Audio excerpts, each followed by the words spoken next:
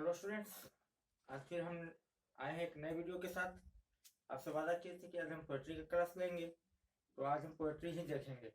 हम अब तक के दो पोएट्री में से दो सेक्शन देख चुके हैं, आपका sweetest love I do not go और सॉन्ग ऑफ माई सेल्फ। आज हम प्रयास करेंगे कि मैक्सिमम पोएट्री सेक्शन से जो पोएम्स हैं उसको हम देखें और उस पर बात करें। जो वीवीआई क्वेश्चन हैं उसको एक बार हम देख लेते हैं। आज थोड़ा सा लेट से वीडियो रिकॉर्ड कर पाए क्योंकि एक जगह स्टूडेंट्स को फेयरवेल देना था, तो दिन में उसी में बिजी रह गए। तो बस जस्ट इस समय आपके लिए रिकॉर्ड किए हैं क्योंकि हर चीज़ को मैनेज करना होता है और मैनेज करने का तरीका वो आपको खुद निकालना पड़ता है। तो हर चीज़ का अपना अलग एक वैल्यू है। फेयरवेल देना भी जरूरी था और आपको पढ़ाना भी जरूरी है ना। तो आज हम लोग देखेंगे now the leaves are falling fast. W.H. ऑरेंज साहब का लिखा हुआ है। W.H. ऑरेंज साहब का जन्म कब हुआ था? 1907 में, है ना। 1907 में जन्म हुआ था। 1913 में इनकी मृत्यु 1973 में इनकी मृत्यु हुई। 1973 में ये डेथ कर गए। ये ब्रिटिश पोएट थे, लेकिन बाद में जाके अमेरिका में रहने लग गए, बस गए। द एज ऑफ एंजाइटी इनकी फेमस बुक है और उसी के लिए इनको पुलित्जर प्राइज भी मिला था, है ना। इस जो पोएम है ना, ये मेलनकोली है। इसमें हमको शिक्षा, इस पोएम से हमको शिक्षा ये मिलती है कि जो मनुष्य है बिल्कुल एक निरंतर गति से बुढ़ापा से फिर मृत्यु की तरफ बढ़ते रहता है और हम चाहकर भी इसको रोक नहीं पाएंगे। तो देखिए कहते क्या है, now the leaves are falling fast, nurses flower will not last. Poet कहते हैं कि जो लीव्स का मतलब यहाँ पे क्या है, लीव्स का मतलब है हमारी बढ़ती हुई उम्र से। कहते हैं कि now the leaves are falling fast, पत्ते बहुत तेजी से झड़ रहे हैं। Nurses flower will not last, लेकिन जो छोटे छोटे आपके नर्सेस हैं, जो छोटे छोटे पौधा है वो कभी खत्म नहीं होंगे, वो आते रहेंगे। Nurses to the graves are gone and the prams go rolling on. और जो नर्सेस हैं, जो बड़े बुजुर्ग हैं हमारे, वो हमेशा अपने मृत्यु की तरफ अग्रसर बढ़ते रहेंगे। And the prams go rolling on, और ये जो जीवन रूपी पहिया है वो इसी कदर आगे बढ़ता रहेगा। Whispering neighbours left and right. Whispering neighbours का मतलब यहाँ जमदूत से है। कहते हैं कि जो जमदूत है हमारे अगल बगल हमेशा मंडराते रहते हैं। Pluck us from the real delight, वो हमको प्लक करते हैं, अलग करते हैं वास्तविक खुशियों से। एंड द एक्टिव हैंड से must freeze lonely on the separate knees, और हम अपने अंतिम अवस्था में क्या होगा, हमारे जो हाथ काम कर रहे हैं वो बिल्कुल फ्रीज हो जाएंगे, जम हो जाएंगे और हम अपने घुटनों के दम पर लेटे रहेंगे। कहते हैं dead in hands at the back, कहते हैं पीछे देखो। 100 एक नंबर दिया गया है यहाँ पे, लेकिन कहने का मतलब पीछे देखो, कई जो हैं वो पड़े हुए हैं। Follow wooden in our track, और हमारे रास्तों में भी जैसे जैसे हमारी उम्र ज्यादा हो रही है तो वुडन ट्रैक जो है वो बिछा हुआ है। वुडन ट्रैक का मतलब ताबूत से है। जब मनुष्य मरता है तो उसको एक ताबूत में रखा जाता है। क्रिश्चियन धर्म से बिलोंग करते हैं तो वहां पे एक ताबूत होता है। कहने का मतलब सिर्फ इतना ही है कि जो ताबूत है अर्थात मरने का जो हमारा समय है वो निकट आता ही जाता है, आप चाहकर भी उसको डिले नहीं कर सकते हैं। कहते हैं arms raised stiffly to reprove in false attitudes of love. जो हमारी आर्म से जो भुजाएं हैं ईश्वर से शिकायत करने के लिए उठती हैं कि आपने हमें गलत प्यार के फलसफा में फंसाया है। Starving through the leafless root trolls run scolding for their food. कहते हैं कि देखिए इन परिरहित वृक्षों से बुरी आत्माएं, ट्रोल्स का मतलब होता है बुरी आत्मा, बुरी आत्माएं जो है वो भटक रही हैं अपने भोजन की तलाश में, और उनकी तलाश कौन होंगे, उनके भोजन कौन होंगे, हम मनुष्य होंगे। And the Nightingale is dumb and the angel will not come. कहते हैं कि और जो नाइटिंगेल है, जो बुलबुल है, वो भी अब डम हो गई है। And the angel will not come, कोई एंजल आने वाली नहीं है ना, कोई देवदूत नहीं आने वाले हैं। कोली पुसूल ahead lift the mountains lovely head whose white waterfall could bless travels in their last distress. कहते हैं कि आगे जाने पे असंभव सा एक पर्वत का श्रृंखला है, लिस्ट से है, और लास्ट टाइम में जो हमारा डिस्ट्रेस है, जो लास्ट डिस्ट्रेस है उसमें सिर्फ व्हाइट वाटरफॉल जो है वही हमको ब्लेस कर सकता है। तो देखिए इसमें जो वीवीआई वर्ड्स हैं जिससे कि हम पकड़ सकते हैं कि ये जो सेंटेंस है किस चैप्टर से लिया गया है। तो नर्स हो गया आपका, प्रैम्स हो गया, विस्परिंग हो गया, प्लक हो गया, डिस्ट्रेस हो गया, फ्रीज हो गया, उडेन हो गया, रिप्रूव हो गया, ट्रोल्स हो गया, माउंटेन हो गया। इन वर्ड्स के थ्रू हम पकड़ सकते हैं कि ये words now the leaves are falling fast का है, W.H. ऑरेंज साहब का लिखा हुआ है। इनका जन्म 1907 में और मृत्यु 1973 में हुई थी। इतना चीज हमको ध्यान रखना है ना। और फिर हम पकड़ सकते हैं कि इस चैप्टर से लिया हुआ है। उसी तरह आगे हम देखते हैं O to autumn. O to autumn आपका जॉन किट्स साहब का लिखा हुआ है। और जॉन किट्स साहब 1795 ईस्वी में इनका जन्म हुआ था। 1821 ईस्वी में इनकी मृत्यु हुई थी। इनको क्रिकेट और बॉक्सिंग का बहुत शौक था, है ना, याद रखेंगे, क्रिकेट और बॉक्सिंग का बहुत शौक था। और ये मूनफील्ड इंग्लैंड में जन्मे थे। लेमिया और हाइपेरियन इनका जो वीवीआई, आपसे क्वेश्चन किया भी जा सकता है एग्जामिनेशन में। लेमिया और हाइपेरियन इनका जो वीवीआई है वो बुक से है। और एक चीज आप याद रखेंगे इसमें कि एक सेंटेंस पूछ देता है कि a thing of beauty is a joy forever, who has written this line, है ना, who has written this line, a thing of beauty is a joy forever, याद रखेंगे, a thing of beauty joy forever, ये John Keats साहब बोले थे, है ना। इनके बारे में जो टू ऑटम पोएम है, इसमें ओड का मतलब ही होता है महिमा, है ना, और ऑटम पतझड़ का महिमा इसमें किए हैं। तो जो इसमें आपका है, इसमें दिखाते हैं कि जो सन है वो मौसम के साथ, ऑटम के साथ कंस्पायर करता है, एक साजिश रचता है और फलों को पकाता है। कोई गंदा साजिश नहीं रचता है, फलों को पकाने का, फलों में मिठास डालने का, फलों को गुदेदार बनाने का जो काम है वो ऑटम और सन मिलकर करते हैं। इसमें आपको जो वीवीआई वर्ड्स है, टोटल तो हम वर्ड बाई वर्ड इसको एक्सप्लेन नहीं कर सकते हैं, लेकिन क्योंकि समय कम है और वीडियो ज्यादा बनाने हैं, लेकिन ध्यान हमको ये रखना है कि इसमें ऑटम के महिमा मंडल किया गया है। लेकिन एक दूसरे सीजन का भी नाम यहाँ आता है। उस सीजन का नाम आने से हमको मतलब भटकना नहीं चाहिए कि किस पोएम का है। वो भी टू ऑटम का ही है। और वो जो दूसरा सीजन आता है आपका, वो है स्प्रिंग, है ना। इसमें आता है where are the songs of spring, hey where are they. तो हम इन वर्ड्स के थ्रू पकड़ सकते हैं कि ये और टू ऑटम का लिया हुआ पोएम है, और टू ऑटम का लिया हुआ सेंटेंस है। मेलो हो गया, कॉन्स्पायर हो गया, प्लम्प हो गया, ग्रेनरी हो गया, विनोइंग हो गया और स्प्रिंग सीजन, है ना। इतना याद रखना है हमको। ज्यादातर आप अबाउट द ऑथर इसके बारे में रखें, तो इससे यहीं से क्वेश्चन ज्यादा उठता है। लेमिया हाइपेरियन का फेमस बुक है, लंदन के रहने वाले हैं, इंग्लैंड के, क्रिकेट और बॉक्सिंग में इनकी रुचि थी, है ना। इनका जन्म 1975 में, मृत्यु 1821 में हुआ।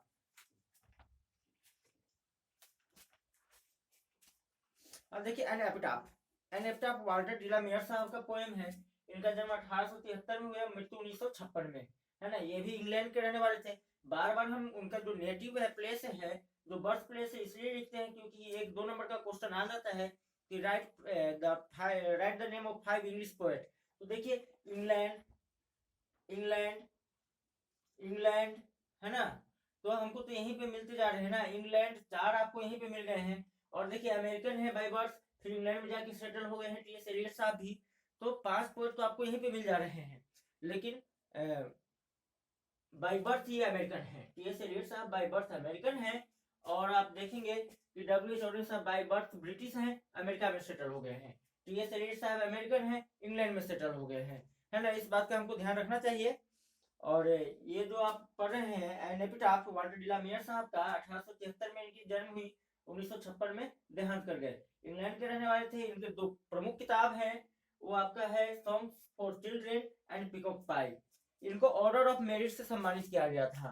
किस पुरस्कार से सम्मानित किया गया था दोस्तों? ऑर्डर ऑफ मेरिट से। 1953 में इनको सम्मान मिला था ऑर्डर ऑफ मेरिट का, क्वीन एलिजाबेथ सेकेंड के द्वारा। कौन दिए थे इनको? Queen Elizabeth second. तो इन चीजों को याद रखिएगा, क्वेश्चन ज्यादा यहीं से उठते हैं, है ना। इससे छोटा सा पोएम है तो इसको तो हम लाइन बाय लाइन पढ़ भी सकते हैं, आपको समझा भी सकते हैं। लेकिन यहाँ पे जो वर्ड है, जो वीवीआई वर्ड्स हैं, वो हम पकड़ेंगे कैसे, किस पोएम का है। तो आपका लेडी है, स्टेप है, ब्यूटीफुल है, वैनिश है ना। एक चीज और यहाँ से क्वेश्चन उठता है, वो क्वेश्चन उठता है कि जो एपिटैफ के वाल्टर डिला मेयर साहब है, वो हमको किस चीज से अवेयर करते हैं, किस चीज से सावधान करते हैं, सचेत करते हैं। तो हम देखेंगे कि make us aware of the inhuman condition of modern life. Modern life के इनह्यूमन कंडीशन से हमको अवेयर कर रहे हैं, सचेत कर रहे हैं। देखिए पोएम में कहते हैं कि here lies a most beautiful lady. यहाँ पे एक बहुत ही खूबसूरत महिला पड़ी हुई है। किसमें? एपिटाफ में। मर के पड़ी हुई है, ऐसे नहीं, जीवित नहीं पड़ी हुई है, मर के पड़ी हुई है। Light of step and heart was she. वो कैसी थी? लाइट ऑफ स्टेप थी, है ना, मंचली थी, एंड हॉट वाज सी, और उसी तरह की मनमर्जी करती थी। I think she was the most beautiful lady that ever was in the west country। कहते कि पश्चिमी देशों में, मतलब यूरोपियन कंट्रीज में, वो कवि के अनुसार, वाल्टर डिला मेयर साहब के अनुसार, वो सबसे खूबसूरत महिला थी। But beauty vanishes beauty passes. लेकिन आगे हमको शिक्षा दे रहे हैं कि ब्यूटी वैनिसेस ब्यूटी पासेस, सुंदरता क्या होता है, धुल जाता है। एक डिटर्जेंट आता है वेनिस करके, उसका मतलब ये होता है धुल जाना, गायब हो जाना। But beauty vanishes beauty passes, सुंदरता कभी रहता नहीं है। आप देखे होंगे एक से एक खूबसूरत महिला या पुरुष का सुंदरता भी बुढ़ापा के साथ साथ ढल जाता है और खत्म हो जाता है। However rare it be, चाहे वो सुंदरता कितनी भी विरल क्यों ना हो, वो कभी टिकने वाली नहीं है, वो एवर लास्टिंग नहीं है। And when I crumble who will remember, आगे पोएट कहते हैं कि जब मैं मर जाऊंगा, जब मेरे प्राण पखेरु हो जाएंगे, तो उसको कौन याद करेगा। क्योंकि हम खूबसूरती के लिए किसी को ज्यादा दिन तक याद नहीं करते हैं, हम उसके सुकर्म के लिए याद करते हैं, हम उसके किए हुए कर्मों के लिए याद करते हैं। कहते हैं this lady of the west country, west country की इस महिला से महिला के लिए, महिला को कौन याद रखेगा इसकी खूबसूरती के कारण। खूबसूरती के कारण कोई एक दो याद रख सकता है, वो भी आपकी जवानी तक। जैसे जैसे बुढ़ापा है तो खूबसूरती को पसंद करने वाले लोग आपके साथ ज्यादा टिकाऊ नहीं होते हैं, है ना। तो हम ध्यान रखेंगे जो हमारा आपका ये है क्लू है, लेडी हो गया, स्टेप हो गया, ब्यूटीफुल हो गया, वैनिस हो गया, इसे हम पकड़ लेंगे कि एपिटाफ का है सेंटेंस। और टेकन फ्रॉम वाला जितना भी सेंटेंस होगा इससे बन सकता है, या फिर आपको जो आप एक्सप्लेनेशन आते हैं 4 नंबर वाले, तो एक्सप्लेनेशन में इन वर्ड के थ्रू आप पकड़ सकते हैं कि किस पोएम का है, और एक्सप्लेनेशन का भी 4 नंबर आप अचीव कर सकते हैं, है ना। चलिए हम नेक्स्ट पोएम की तरफ देखते हैं। 10 सोल्जर, रूपर्ट ब्रूक्स साहब का लिखा हुआ है। 1887 में इनका जन्म हुआ, 1915 में मृत्यु हो गई। मृत्यु किस चीज से हुई, डायड ऑफ अस्टेप्टेमिया,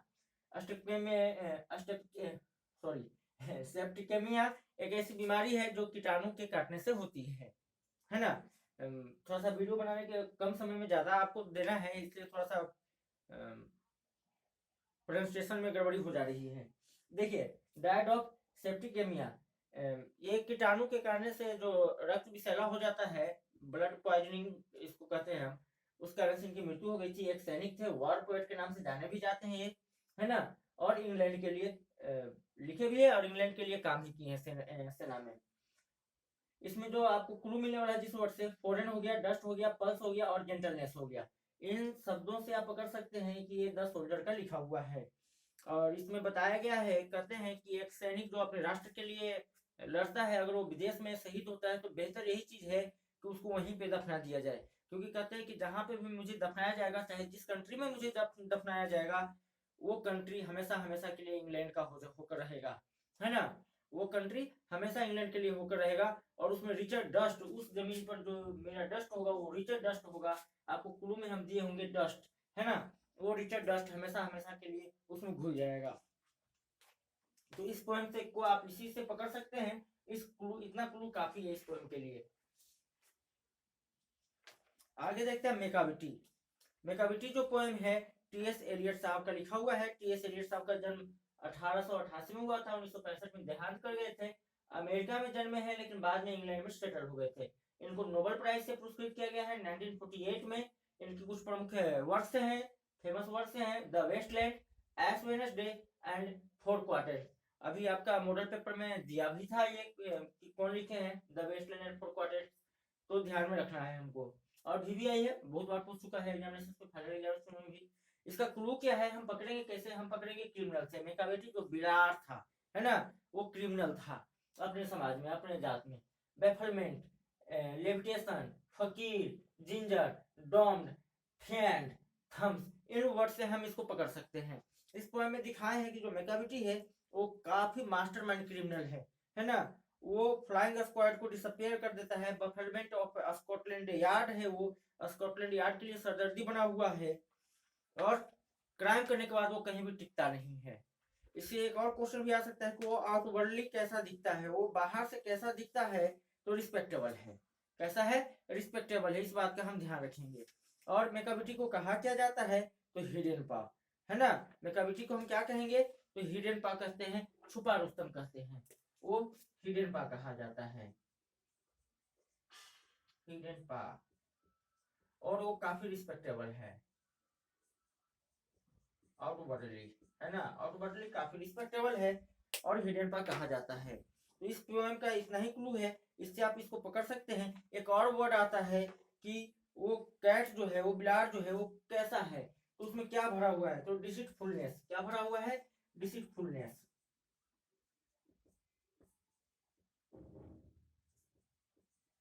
डिसीटफुलनेस भरा हुआ है। ये जो आपको मेन वर्ड्स हैं, इसी वर्ड से आप पकड़ पाएंगे कि मेकाविटी से लिया गया ये शब्द है, और आप टेकन फ्रॉम, और आपका जो भी है एक्सप्लेनेशन वगैरह आप उसको पकड़ सकते हैं, है ना। तो आज हम देखें exercise 3, now the leaves are falling fast, W H Auden's आपका लिखा हुआ है, 1907 से 1973 तक इनका जीवन काल रहा। चौथा है और टू ऑटम, जॉन किट्स का लिखा हुआ है, 1975 से लेकर 1821 तक। ये भी क्रिकेट और बॉक्सिंग में काफी इंटरेस्टेड थे। लेमी और हाइपरियन इनका प्रमुख किताबें हैं। एनेप्टाफ वाल्टर डिला मेयर साहब का है, 1873 से 1956 तक, इंग्लैंड के रहने वाले हैं। Songs for children and peacock पर इनका फेमस बुक है ना। और द सोल्जर रूपर्ट ब्रूक साहब का लिखा हुआ है, 1887 से लेकर 1915 तक। डाइड ऑफ सेप्टिकेमिया, वार पोएट इनको कहा जाता है, इंग्लैंड के रहने वाले हैं। और foreign dust, pulse, gentleness, friend, इन शब्दों से आप कर सकते हैं कि इस चैप्टर का लिया हुआ है। 7 चैप्टर हम देखते हैं, मेकाविटी, टी.एस. एलियट साहब का लिखा हुआ है, 1888 में इनका जन्म हुआ, 1965 में डेट कर गए। अमेरिकन है बाय बर्थ, इंग्लैंड में जाकर सेटल हो गए हैं। इनको नोबेल प्राइज मिला है 1948 में। द वेस्टलैंड, एस वेडनेसडे और फोर्थ क्वार्टर इसकी फेमस बुक है ना। बाकी आपका क्लू दिया हुआ है, क्रिमिनल हो गया, बैफलमेंट हो गया, लेविटेशन हो गया, फकीर हो गया, जिंजर हो गया, डॉम्ड हो गया। मेकाविटी को हम हिडन पॉक कहते हैं। ये आउटवर्डली बाहर से काफी रिस्पेक्टेबल है, और इसमें डिसीटफुलनेस भरा हुआ है ना। तो आज के लिए इतना ही। नेक्स्ट वीडियो में हम लोग पोएट्री पूरा खत्म करेंगे, और उसके बाद प्रोज का भी देखेंगे, और तब फिर ग्रामर सेक्शन में पढ़ेंगे। ग्रामर सेक्शन में बाकी अभी जो आपका बच गया, वन वर्ड सब्स्टिट्यूशन बचा हुआ है, नरेशन बचा हुआ है, हम उसको भी देख लेंगे, प्रीपोजिशन बचा हुआ है उसको देख लेंगे, और मॉडल एग्री देख लेंगे। इतना तो कम से कम हम देख ही लेंगे कि 50 आउट ऑफ 50 हमारा सही हो, कोई भी ऑब्जेक्टिव क्वेश्चन छूटे नहीं। सारा जो वीवीआई है, जो क्लू है, वो आपको हम दे रहे हैं और आगे देते रहेंगे। तो लेकिन आप लोग इसको सब्सक्राइब कीजिए, ज्यादा से ज्यादा शेयर कीजिए, और बेल आइकन को दबाइए, ताकि आप हर एक नोटिफिकेशन आप तक पहुंच सके, है ना। इसको जितना ज्यादा आप शेयर करेंगे, जितना ज्यादा सब्सक्राइबर होगा, तो मेरा हौसला अफजाई और भी होगा। बिल्कुल भी कम समय रहेगा मेरे पास, तो भी हम आपके लिए वीडियो बनाते रहेंगे और देते रहेंगे, और इससे फायदा होने वाला है। पूरा वीडियो को देखना, ये नहीं कि बस वीडियो देखे, सर भेजे हैं, खासकर तो ऑफलाइन क्लासेस वाले स्टूडेंट्स आपको बोल रहे हैं, बस ये नहीं कि देखे बस यहाँ सर भेजे चलो देख लिया, सर का एक व्यूअर बढ़ गया, नहीं। आप इसको पूरा पढ़िए, पूरा सुनिए, और इसका फायदा उठाइए। ये काफी वीवीआई है, और आपके लिए बहुत काम आने वाला है। जो आप घर पे 1 1.5 2 घंटा इंग्लिश पढ़ते हैं, उससे बेटर है कि मेरा वीडियो देख लो, कुछ समझ लो, और समझने के बाद बाकी जो आपका फिजिक्स, केमिस्ट्री, मैथ्स, जो भी आपका टफ सब्जेक्ट होने वाला है, उस पर फोकस ज्यादा करो, है ना। इंग्लिश तो ऑफलाइन वाले बच्चों को तो हमको नहीं लगता है कि बहुत ज्यादा टेंशन है, लेकिन अगर कुछ है भी तो यहाँ क्लियर हो जाएगा, रिफ्रेश हो जाएगा। तो थैंक यू, गुड नाइट।